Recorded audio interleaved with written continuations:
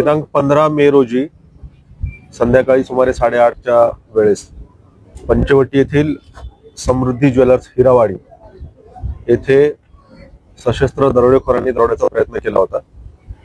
यामध्ये दुकानामध्ये मास्क लावलेले सशस्त्र दरोडेखोर घुसले होते आणि त्यांनी पिस्तूलचा धाक दाखवून दुकानातील सोन्या चांदीचे दागिने पळवण्याचा प्रयत्न केला, परंतु दुकानातील तेथील जे वर्कर्स होते त्यांनी नेटाने त्यांचा प्रतिकार केल्यामुळे त्यांना कुठलीही मालमत्ता लुटता आली नाही।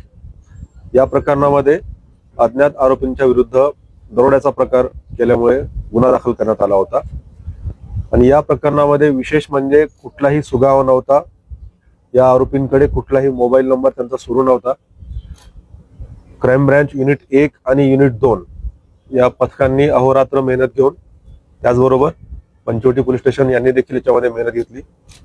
सर्वांनी मिळून 500 पेक्षा जास्त कॅमेरे, सीसीटीव्ही कॅमेरे सतत ढुंडाळले आणि त्यावरून त्यांनी आरोपींचा माग काढत काढत शेवटी या गुन्ह्यामध्ये ज्या आरोपींनी हा गुन्हा केला अशा 6 पैकी 2 आरोपींना अटक करण्यात आलेली आहे। हे 2 आरोपी पंजाब येथील आहे, एक आरोपी मोहाली येथील आहेत आणि दुसरा एक पटियाला येथील आहे।